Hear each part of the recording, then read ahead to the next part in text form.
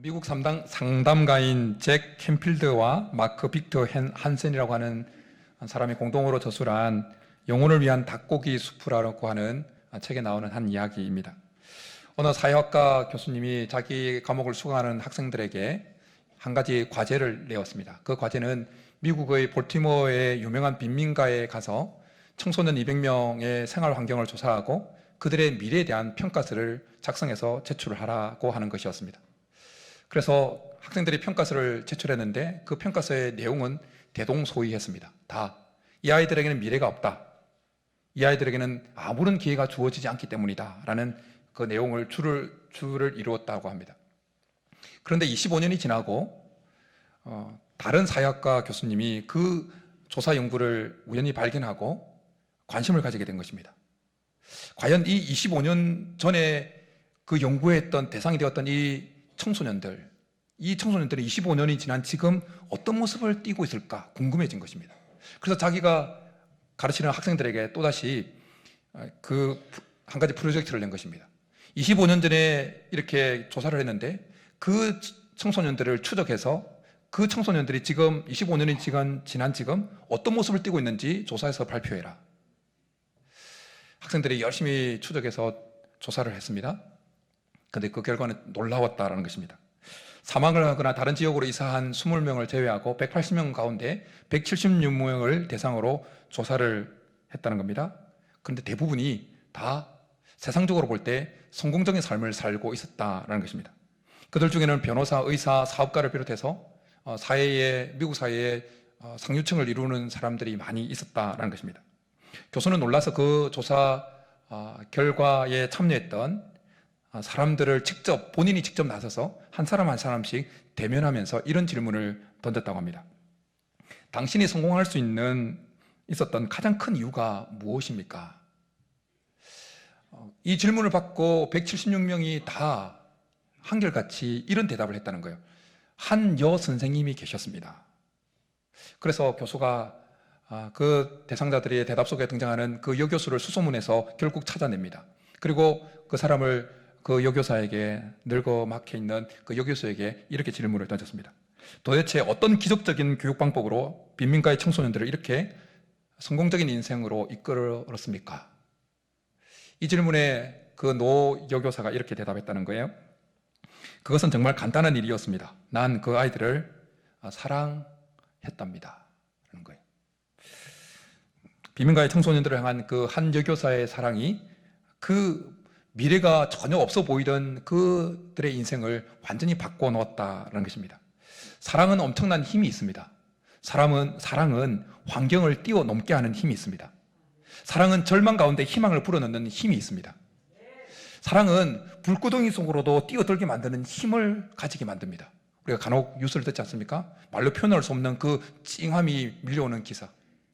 정말 불이 났는데 자기 자녀가 지금 불구덩이 속에 집안에 있는 그 모습을 보고 본인이 화상을 입으면서도 뛰어 들어가서 그 아이를, 자기 자녀를 구출해내는, 말로 표현할 수 없는 그 찡함이 밀려오게 만드는 소식은요, 하나님이 우리를 너무나 사랑하셔서 죄악된 불구덩이 가운데 있던 우리에게 친히 인간의 몸을 입고 이 땅에 오셨습니다.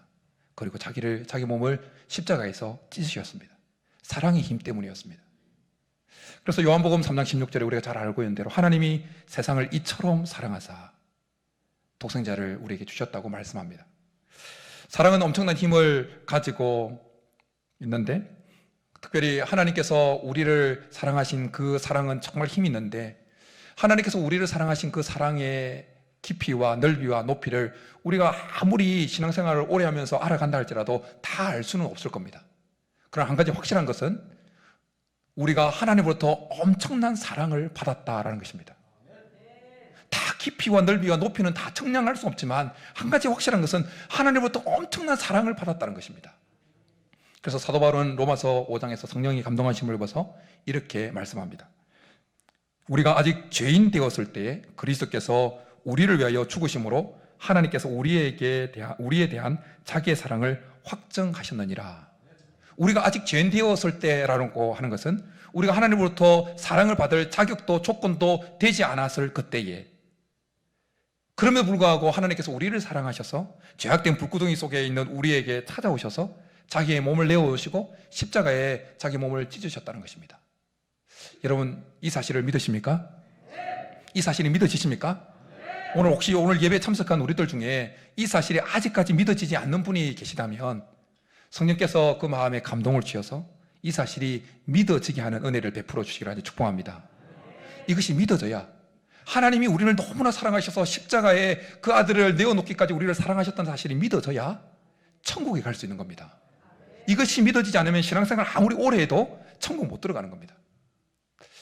하나님이 엄청난 사랑을 우리에게 베푸셨고 자격 없고 조건 없는 우리를 찾아오셔서 우리를 사랑하셨다는 것이 믿어지는 분들이라면 우리는 그 하나님의 사랑에 반응해야 될 줄 믿습니다. 우리도 하나님의 사랑에 우리도 하나님을 사랑해야 한다는 것입니다. 오늘 본문은 실패한 베드로를 찾아가신 예수님께서 베드로를 만나주신 유명한 사건이 기록되어 있는 본문입니다. 베드로는 12 제자들 가운데 어떤 누구보다도 예수님을 사랑했습니다. 예수님을 위해서 죽겠다고 장담했던 자였습니다. 부인하지 않겠다고, 절대 부인하지 않겠다고 장담했던 자였습니다. 그러나 우리가 잘 알고 있는 대로 베드로는 계집종 앞에서 예수님을 모른다고 3번 부인해버립니다. 그리고 낙심해서 갈릴리로 와서 낚시를 여전히 고기를 잡는 일을 하고 있었습니다. 그랬던 베드로에게 부활하신 주님이 베드로에게 찾아오셔서 베드로에게 질문하십니다. 요한의 아들 시몬아, 내가 이 사람들보다 나를 더 사랑하느냐? 또 물으십니다. 요한의 아들 시몬아, 나를 사랑하느냐? 또 물으십니다. 요한의 아들 시몬아, 나를 사랑하느냐? 오늘 예수님께서 베드로에게 물으셨던 그 사랑의 질문에 나오는 그 사랑, 그리고 베드로가 주께서 하시나이다, 내가 주를 사랑하는 줄 주께서 하시나이다 고백했던 그 사랑, 사랑이라는 단어가 많이 등장하는데 우리나라 말에는 다 사랑이지만 헬라어 원어 성경으로 보면 예수님께서 베드로에게 던져졌던 첫 번째 질문과 두 번째 질문에 나오는 사랑하느냐의 그 사랑이란 단어에는 아가파오라는 헬라어가 사용되어졌습니다. 그리고 세 번째 질문에, 사랑하느냐는 질문에는 필레오라고 하는 헬라어가 사용되어졌어요. 그리고 베드로가 주님께 내가 주를 사랑하는 줄 주께서 아시나이다 라고 했던 사랑 고백에도 동일하게 필레오가 사용되어졌어요. 그래서 한 번쯤 설교를 들어보셨을 거예요. 이 원어적인 차이를 가지고 근거해서 설교를 하는 설교도 있습니다. 설교하기도 합니다. 그런데 신약 성경에서 아가파오와 필레오는 뜻이 약간 구분되기도 하지만 그러나 거의 혼용되어서 사용되어집니다. 이것은 무엇을 의미하냐면 예수님은 실패해서 낙심해 있는 베드로에게 찾아오셔서 거듭해서 물으셨던 것입니다. 내가 나를 사랑하느냐? 너가 나를 사랑하느냐? 예수님께서 베드로에게 확인하고 싶으셨던 것은 다른 것이 아니라 여전히 지금도 베드로가 주님을 향한 사랑을 그 마음속에 간직하고 있느냐라는 것이었습니다. 동일하게 하나님은 오늘 예배에 참석한 우리들에게 거듭해서 물으십니다. 너가 나를 사랑하느냐? 여러분, 예수님의 이 질문에 여러분은 뭐라고 대답하시겠습니까?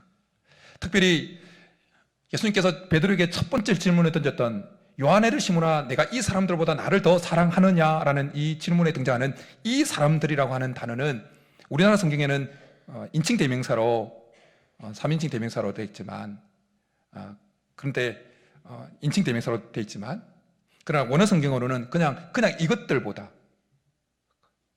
그냥 인칭 대명사가 아니에요. 그러니까 무슨 말인 거니? 이것들보다, 이 사람들보다라는 이 표현 속에 담겨 있는 것은 두 가지 의미가 있는 거예요. 이것에는 베드로가 오늘 보면 바로 위에 보면 잡았던 고기도 포함되어지고 고기 잡는데 사용되었던 배와 그물도 포함되어지고 그리고 베드로의 인생 전체가 포함되어 있는 겁니다. 그러기에 요한의 아들 시몬아, 내가 이 사람들보다 나를 더 사랑하느냐라는 이 질문에는 두 가지 의미가 있는 겁니다. 베드로야, 내가 이 사람들보다, 나를 사랑한다고 하는 이 다른 사람들보다 나를 더 사랑하느냐라는 질문이 첫 번째 의미이고, 두 번째 질문은 베드로야, 내가 그 사랑하고 있는 여러 가지 다른 것들보다 나를 더 사랑하느냐라는 질문입니다. 동일하게 주님은 오늘 예배에 참석한 우리들에게 묻고 계십니다. 누구야? 목사도 나를 사랑한다고 그러고, 장로도 나를 사랑한다고 그러고, 저 집사도, 김 집사도, 박 집사도, 이 집사도 나를 사랑한다고 그러는데 그 사랑한다고 하는 그 사람들보다 나를 더 사랑하느냐라고 우리 각자에게 물으신다는 겁니다. 그 동일하게 또 하나님은 이 시간에 우리에게 너가 사랑하고 있는, 너가 그렇게 소중하게 여기고 있는 그것들보다 나를 더 사랑하느냐고 묻고 있는 것입니다. 너가 그렇게 아끼는 자녀들보다 나를 더 사랑하느냐? 너의 인생 커리어보다 나를 더 사랑하느냐? 그렇게 성공하고자 하는 그 목표보다 나를 더 사랑하느냐? 가족들보다 나를 더 사랑하느냐고 묻고 계시다는 것입니다. 예수님의 이 질문에 여러분은 뭐라고 대답하시겠습니까? 그런가 하면 베드로를 향한 나를 사랑하느냐, 나를 더 사랑하느냐 물으시는 그 주님의 이 물음, 사랑하느냐는 시제가 현재형으로 사용되어지고 있습니다. 주님은 베드로에게 과거에 나를 사랑했느냐고 묻지 않으시고 미래에 나를 사랑할 거냐고도 묻지 않으시고 현재 지금 나를 사랑하고 있느냐고 물으셨던 것입니다. 내가 비록 실패자로 떨어져 왔지만, 부인하고 지금 갈릴리에 와 있지만, 그러나 여전히 나를 향한 사랑을 너 마음속에 간직하고 있느냐? 겨울철 호빵에서 김이 확 나듯이 그 사랑의 마음이, 주님을 향한 사랑의 마음이 계속 모락모락 피어나고 있느냐라고 물으셨던 것입니다. 마찬가지로 주님 이 시간에 우리에게 동일하게 묻고 계십니다. 청년 때 나를 사랑했느냐고 묻지 아니하시고 지금 나를 사랑하고 있느냐라는 겁니다. 지금 주님을 향한 그 사랑의 그 마음이 그 겨울철 호빵에서 확 김이 나는 것처럼 여전히 하나님을 향한 그 사랑의 그 김이 피어나고 있느냐라는 겁니다. 미래에 앞으로 내가 주님을 사랑할 거냐고 묻지 아니하시고 지금 사랑하고 있느냐라는 거 묻고 있습니다. 이 주님의 물음에 여러분 뭐라고 어떻게 대답하시겠습니까? 하나님은 계속해서 우리 안에 하나님을 향한 사랑이 있는지를 계속 체크하십니다. 주님을 향한 사랑이 있는지를 체크하십니다. 그리고 하나님께서 우리 속에 하나님을 향한 사랑이 있는지를 체크하듯이 우리도 우리 안에 하나님을 향한 사랑이 있는지, 지금 주님을 향한 사랑이 있는지, 지금 내 배를 쫙 갈랐을 때, 내 마음을 쫙 갈랐을 때 주님을 향한 사랑이 따끈따끈하게 김이 모락모락 나고 있는지를 체크해야 된다는 것입니다. 왜냐하면 하나님을 향한 사랑을 잃어버리면 모든 것을 잃어버리게 되기 때문입니다. 하나님을 향한 사랑이 우리 속에 계속 있어야 이 믿음의 길을 끝까지 걸어갈 수 있기 때문입니다. 사랑장이라 일컬어지는 고린도전서 13장에서 이런 말씀을 해주고 있습니다. 사랑은 언제까지나 떨어지지 아니하되 예언도 패하고 방언도 그치고 지식도 패하리라. 사랑은 패하지 않아요. 떨어지지 않는다는 거예요. 다른 것은 다 떨어지고 패해진다 할지라도 사랑은 떨어지지 않는다는 거예요. 마찬가지로 그런 것처럼 주님을 향한 사랑이 우리 속에 있어야 그 사랑의 힘으로 인해서, 주님을 사랑하는 그 사랑의 힘으로 인해서 이 믿음의 길에서 떨어지지 않게 되어진다는 것입니다. 하나님께서 오늘 우리 마음속에 한 번 더 주님을 향한 사랑을 회복시켜 주시기를 간절히 축복합니다. 하나님을 사랑하는 마음이 우리 속에 있다면 우리는 하나님을 지적으로도 사랑하게 되어지고 감정적으로도 사랑하게 되어지고 의지적으로도 사랑하게 되어집니다. 우리가 정말 주님을 사랑하는 마음이 있는지, 현재 우리 마음속에 현재 오늘 예배드리고 있는 우리 속에 주님을 향한 그 사랑이 따끈하게 살아있는지를 확인하려면 우리가 지적으로 하나님을 사랑하고 있는지, 의지적으로 감정적으로 하나님을 사랑하고 있는 그 모습들이 있는지를 체크해 보시면 됩니다. 하나님을 사랑하는 것, 하나님을 대한 그 사랑이 잘 이해가 안 된다면 좀 더 이해를 돕기 위해서 사람과 사람 사이에, 청춘 남녀 사이에 순수한 그 사랑을 나누는 모습을 그려보면 되어집니다.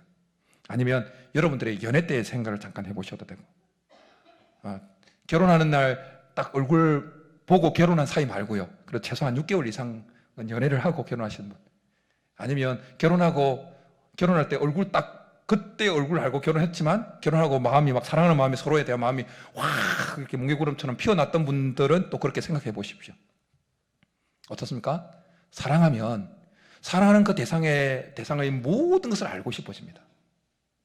머리끝부터 발끝까지 사랑하는 그 대상의 모든 것을 알고 싶어집니다. 뭘 좋아하는지, 뭘 싫어하는지, 어떤 음식을 좋아하는지, 어떤 음식을 싫어하는지, 어떤 마음을 가지는지, 아침에 무슨 생각을 했고 저녁에는 무슨 생각을 했고 시시콜콜한 거 다 알고 싶어집니다. 왜요? 사랑하기 때문에. 왜냐하면 혹시 상대방이 싫어하는 것을 내가 알지 못해서 상대방에게 실수해서 상대방의 마음을 아프게 하지 않도록 하기 위해서. 이게 지적인 사랑입니다. 그런가 하면 사랑하면 계속 가까워지고 싶어집니다. 계속 친밀해지고 싶습니다. 그래서 스킨십하고 더 가까이 있고 싶어가지고 결혼까지 하게 되어집니다. 그런가 하면 사랑하게 되어지면 몸이 피곤해도 의지를 동원해서 상대방을 기쁘게 해주려고 합니다. 사랑해 보셨습니까? 연애해 보셨습니까? 안 해보셨습니까? 여러분의 삶 가운데 한번 미친 적이 있었습니까?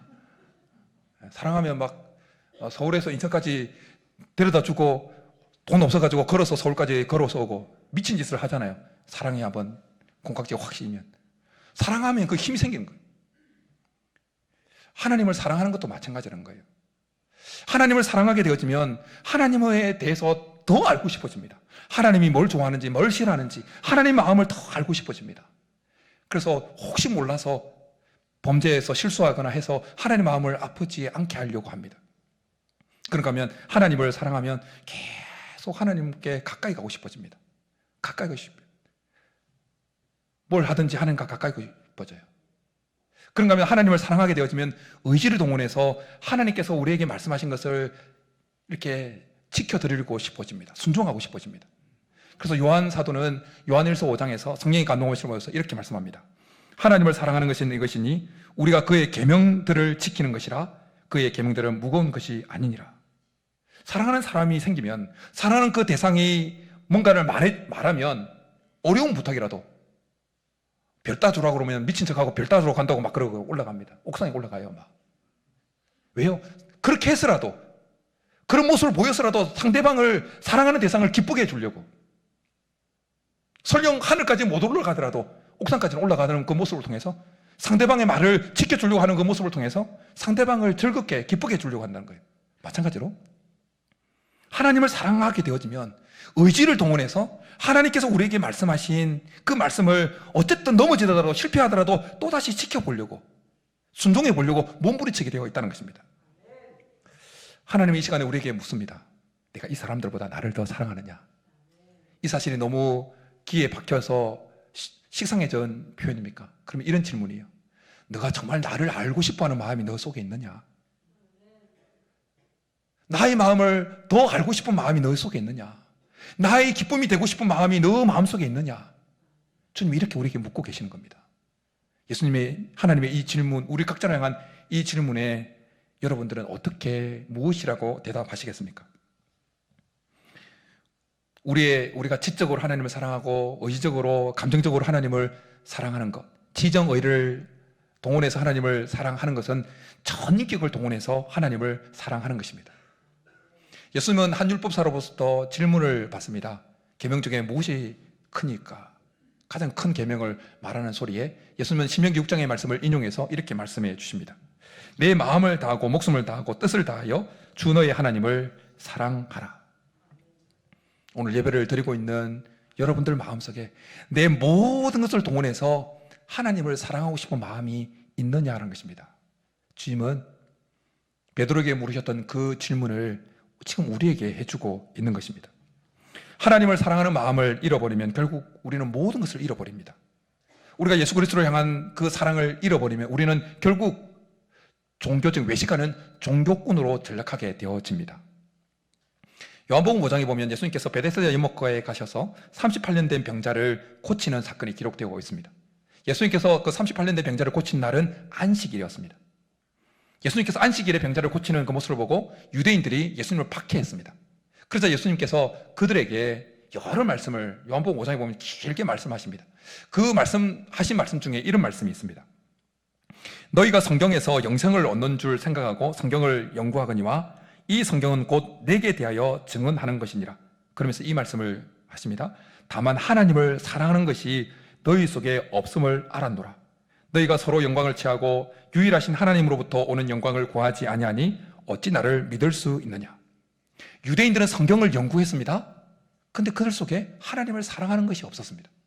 그들이 안식일을 목숨같이 지켰습니다. 그런데 그들 속에 하나님을 사랑하는 것이 없었습니다. 겉으로 볼 때는 하나님을 사랑해서 성경을 연구하고 하나님을 사랑해서 안식일을 지키는 것처럼 보였지만 그러나 실상 그들 속에 하나님을 사랑하는 것이 없었다는 것입니다. 우리의 심령골수를 다 지켜보시는 예수님의 눈에 딱 검사되었을 때 그들의 마음속에는 하나님을 사랑하는 것이 없었다는 것입니다. 우리도 우리 자신의 종교적인 이 활동과 이 열심에 쏘으면 안 됩니다.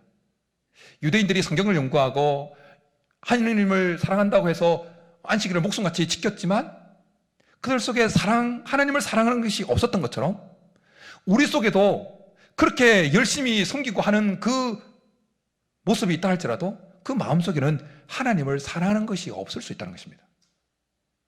그냥 단순히 종교 활동을 하고 있는 것일 수 있다는 것입니다.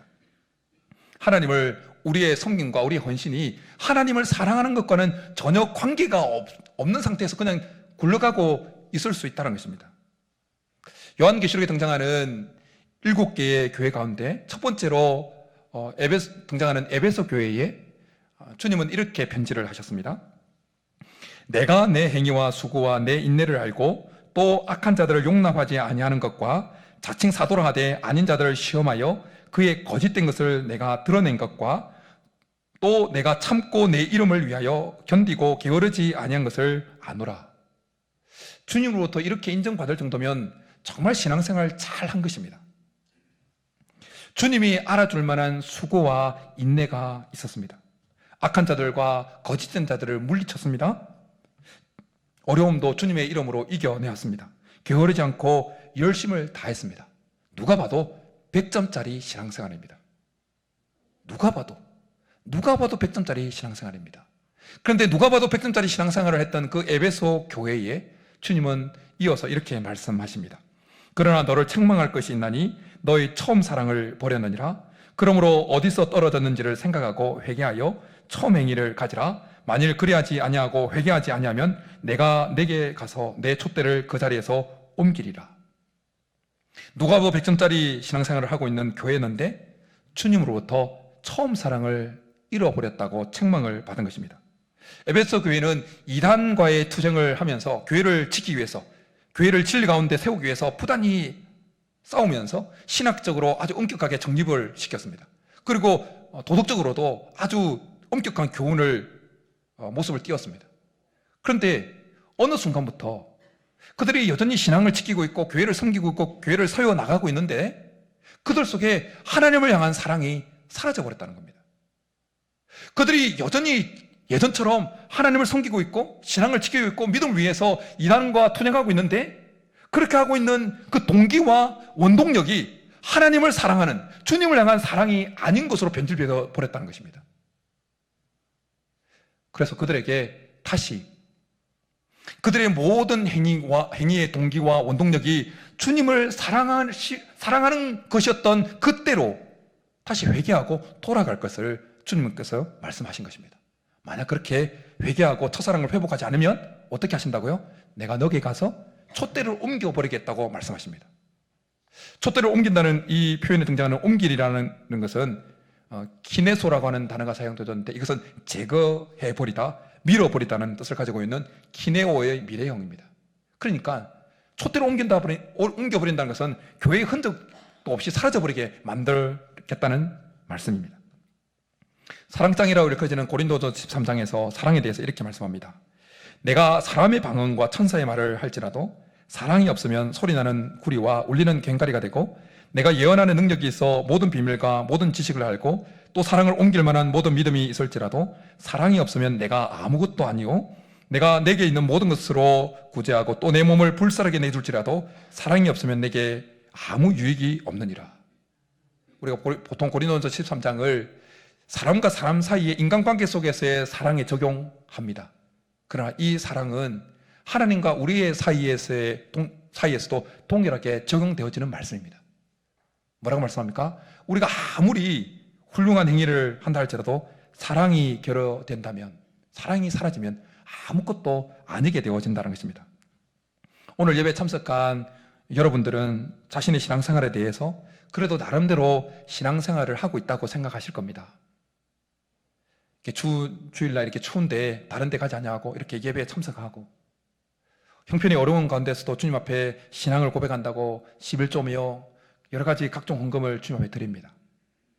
그리고 몸도 피곤한데 주일날 한 번 쉬는데도 이렇게 주일 예배뿐만 아니라 소그룹에도 참여하고 그리고 여러 가지 일주일에 한 번 쉬는데 무거운 몸을 이끌고 또 봉사의 자리에 나아갑니다.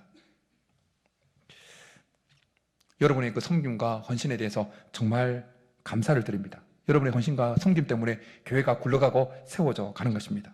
그런데 여러분, 그렇게 나름대로 신앙생활을 하고 있다고 생각하는 여러분, 여러분의 그런 신앙생활의 활동에 하나님을 사랑하는 것이 있습니까?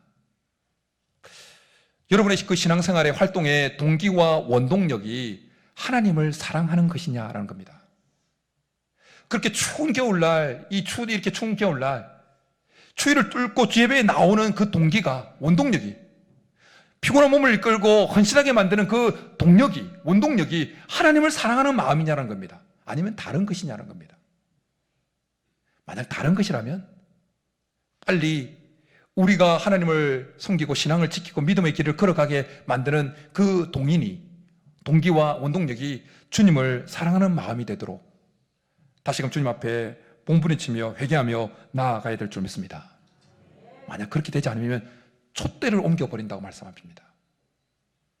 아주 무서운 말씀이죠. 촛대를 옮긴다는 말씀. 우리의 삶 속에서 신앙의 자취가 사라져버리게 한다는 겁니다. 에베소 교회의 처음 사랑을 회복하라고 말씀하시면서 맨 마지막에 이런 말씀을 해 주십니다. 이기는 그에게는 내가 하나님의 나그네 있는 생명나무의 열매를 주어 먹게 하리라.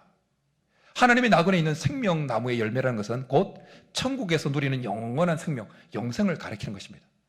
그러니까 우리가 천국에 가서 그 하나님 나라의 그 나그네에서 영원한 그 생명, 열매를 얻기 위해서는, 영생을 누리기 위해서는 우리 속에 하나님을 향한 사랑, 예수 그리스도를 향한 그 사랑을 계속해서 간직하고 있어야 된다는 것입니다. 오늘 이 말씀을 묵상하고 설교를 준비하면서 사실은 여러분들에게 보다 먼저 저에게 먼저 저의 목회의 동기와 목회의 이 원동력을 점검하는 시간을 가졌습니다. 내가 이렇게 헌신하고 봉사하고 교회를 세워나가려고 하는 그 동기와 원동력이 뭔가? 성도들이 알아주지 않던 불 꺼진 다 교회 피곤한 몸을 끄고 사정부터 다 돌아가면서 불 다 점검하고 코도 뺏고 에어컨 켜져 있는 거 끄고 히터 끄고 남 모르게 하는 이유가 뭔가? 내가 그 동기가 뭔가? 그렇게 하는 이유가 뭐야? 정말 하나님을 사랑하는 마음, 내가 주님을 사랑하는 마음에서 이렇게 하고 있는가?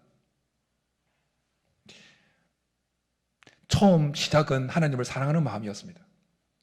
고등학교 2학년 때 정말 주님이 자격도 안 되는 나를 사랑했구나, 나를 위해서 십자가에 죽으셨구나, 이것이 믿어져서 정말 펑펑 울고 십자가 네온 사인만 봐도 그냥 눈물이 줄줄 흐르고 그 주님을 향한 사랑을 어떻게 고백할까 고민하다가 내 삶을 풀타임으로 드림으로 내 신앙을, 나의 사랑을 고백하겠다고 헌신했습니다.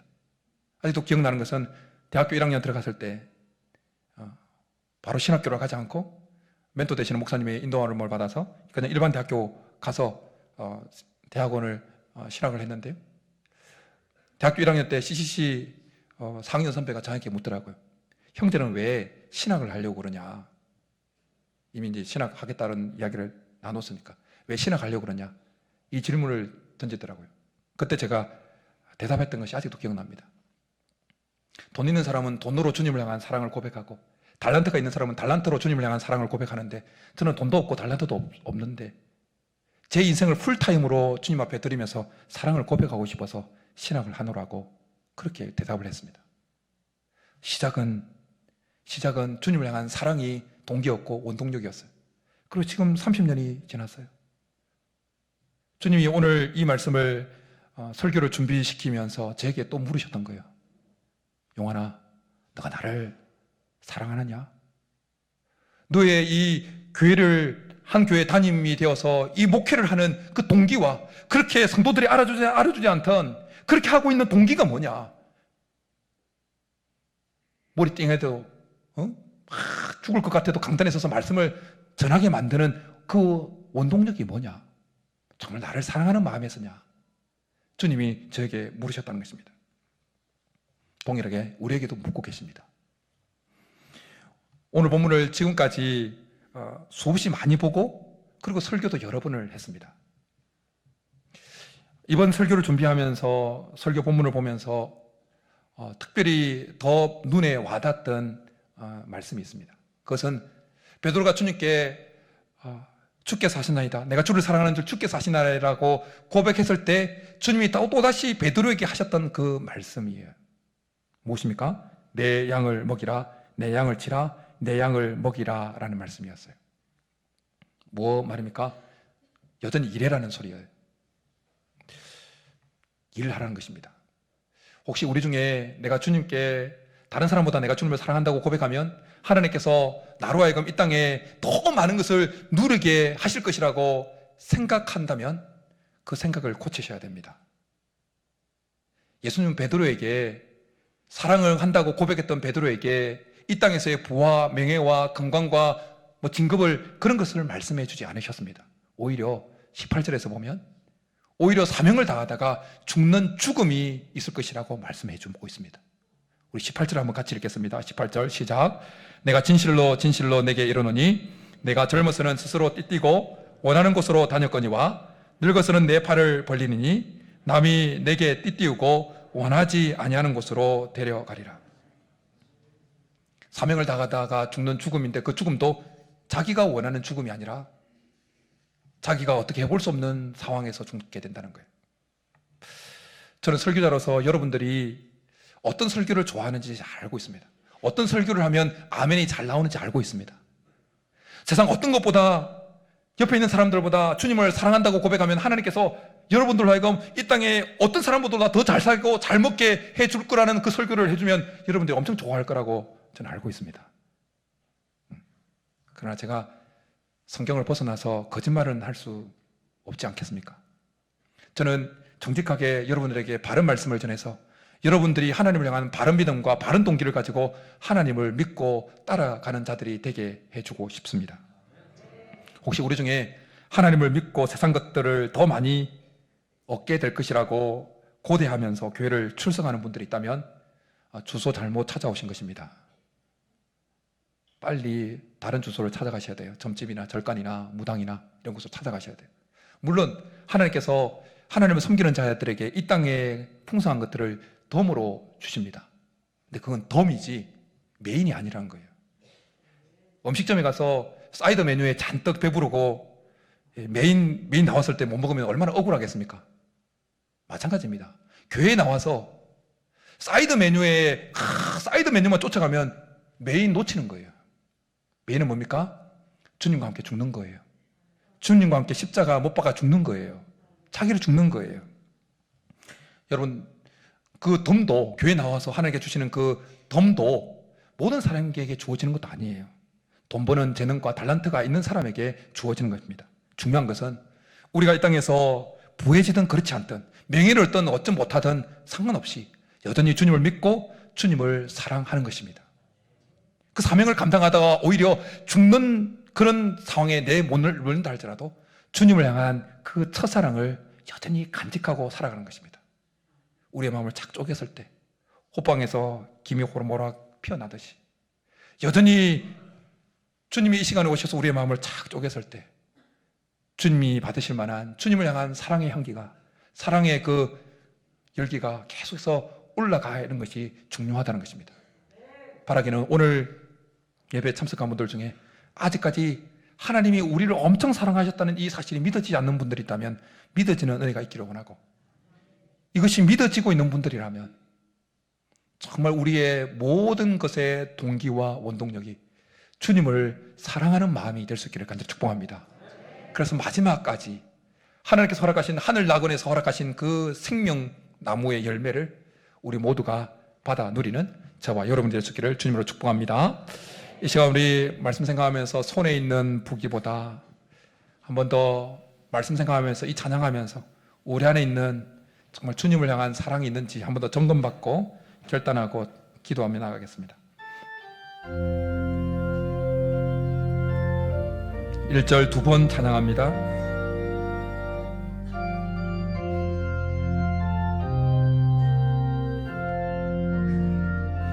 손에 있는 무게보다 주를 더 사랑하는 나, 이슬 같은 목숨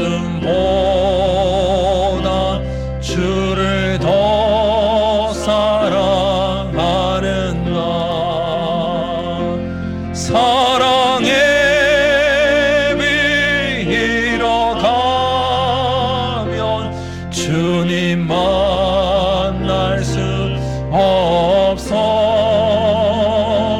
헛된 영화 바라보면 사랑할 수도 없어. 잠시 머물 이 세상에 헛된 것들 뿐이니 주를 사랑하는 마음 금보다도 귀하다. 손에 있는 무기보다, 손에 있는 무기보다 주를 더 사랑하는가. 이슬 같은 목숨보다 주를 더 사랑하는가. 사랑의 빛 잃어가면 주님 만날 수 없어. 헛된 영화 바라보면 사랑할 수도 없어. 잠시 머물 이 세상은 헛된 것들 뿐이니 주를 사랑하는 마음 금보다도 주를 사랑하는 마음, 주를 사랑하는 마음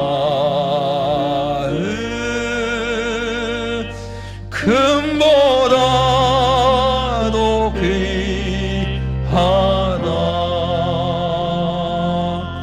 이 시간에 말씀 생각하면서 기도하며 나아가겠습니다. 사랑하는 성도 여러분, 요한의 아들 시몬아, 내가 이 사람들보다 나를 더 사랑하느냐? 라는 이 주님의 질문은 이 시간 우리 각자를 향한 질문입니다.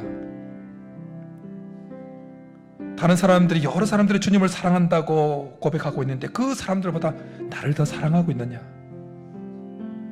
내가 그렇게 아끼는 여러 가지 세상 것들보다 나를 더 사랑하느냐? 자식들보다, 세상 커리어보다, 너 건강보다, 너 생명보다 나를 더 사랑하고 있느냐? 그래, 과거에 사랑했느냐가 아니라 지금 정말 사랑하고 있느냐? 너 마음을 갈랐을 때 주님을 사랑하는 그 마음에서 그 사랑하는 그 김이 모락모락 피어나고 있느냐? 나를 더 알고 싶어하는 마음이 있느냐? 나를 기쁘게 해주고 싶은 마음이, 기쁘게 해주고 싶은 마음이 너 속에 여전히 있느냐? 지금 있느냐? 손에 있는 무기보다 나를 더 사랑하느냐 묻고 계십니다. 어떻습니까? 이 말씀은 설교를 전하는 먼저 저에게 주신 하나님의 도전의 질문이었고, 그리고 오늘 이 시간 우리 모두에게 주시는 질문입니다. 이선 주님 앞에 고백하면서, 하나님, 다시 첫사랑을 회복되게 도와달라고, 내가 신앙을 지키고 섬기고 헌신하고 하는, 주님을 따라가고 하는 이 동기와 원동력이 주님을 사랑하는 마음이 되게 도와달라고, 주님을 사랑하는 마음이 되게 도와달라고. 혹시 또 우리 가운데 아직 주님이 얼마나 우리를 사랑했는지 그것이 믿어지지 않는 분이 있다면, 하나님 앞에 서 있는 목사가 주님이 얼마나 우리를 사랑했다고, 얼마나 사랑했는지 말하는데 그것이 잘 믿어지지 않고 잘 느껴지지 않는다고 고백하면서 그것이 제게 밀려오게 해달라고, 경험되게 도와달라고. 이제 우리 한번 주여 한번 부르기도 한번 나가겠습니다. 주여. 살아계신 하나님, 요한의 아들 시몬아, 내가 더 사랑하느냐? 요한의 시몬아 네가 나를 더 사랑하느냐? 이 사람들보다 나를 더 사랑하느냐? 물으시는 주님, 그리고 애쓰고 수고하고 하는 그 동기와 원동력이 주님을 사랑하는 마음인지 아니면 다른 마음에서인지 이 시간 말씀을 통하여 한 번 더 우리 속을 점검받습니다. 주님을 사랑하는 마음을 잃어버리면 아무것도 아니거든. 사랑이 없으면 아무것도 아니라고 말씀하시는데 결국 하나님, 결국 우리가 지게 되어지고 하늘 나그네 하늘 걸어가신 그 영생의 복을 누리지 못하게 되어 올 텐데 하나님, 이 시간 우리의 마음을 내어드립니다. 잃어버린 첫사랑을 회복할 수 있도록 회복시켜 주십시오. 우리가 이렇게 주의를 지키고 힘든 몸을 이끌고 나와서 예배하고 헌신하고 수고하는 그 동기와 원동력이 주님을 사랑하는 마음이기를 원합니다. 우리가 남이 알아주지 못한다 할지라도 헌신하고 수고하는 그 동기와 그 원동력이, 우리로 하여금 헌신하게 만드는 그 원동력이 주님을 사랑하는 마음이기를 원합니다. 하나님, 이 시간 우리의 마음을 주님의 사랑으로 채워주십시오. 주님을 사랑하는 마음으로 채워주십시오. 주님을 사랑하는 마음이 금보다 귀합니다. 주님을 사랑하는 마음이 금보다 귀합니다. 그 마음을 잃지 않게 도와주십시오. 주님을 사랑하는 마음을 잃지 않게 도와주십시오. 주님, 우리 가운데 은혜를 베풀어 주셨어.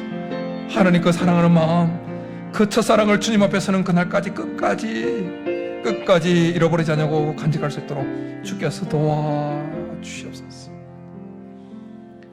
살아계신 하나님 아버지, 이 시간 우리의 마음을 주님 앞에 내어놓으며 우리 속에 한 번 더 하나님을 사랑하는 그 첫사랑이 회복되기를 원합니다.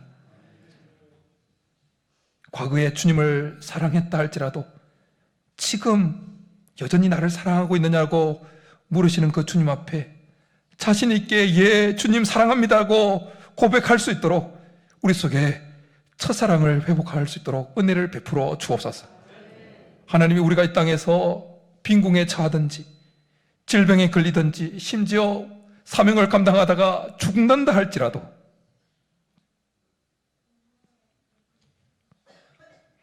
주님을 사랑하는 그 첫사랑이 우리 속에 여전히 살아있게 도와 주옵소서. 호떡에 나오는, 겨울철 호떡에서 나오는 모락모락 피어나는 김처럼 언제 우리의 마음을 주님 앞에 꺼내어 놓아도 주님을 사랑하는 그 사랑의 열기가 모락모락 피어나는 우리의 심령이 될 수 있도록 우리의 마음을 회복시켜 주옵소서. 그래서 결국 천국에서 주께서 허락하실 그 영생의 열매를 다 받아 누리는 우리 모두가 되게 도와 주옵소서. 그렇게 주시기를 간절히 바라고 나오며 예수님의 이름으로 축복하며 기도드립니다. 아멘. 이 시간 다 자리에 일어나셔서 파송의 노래 찬양드립니다.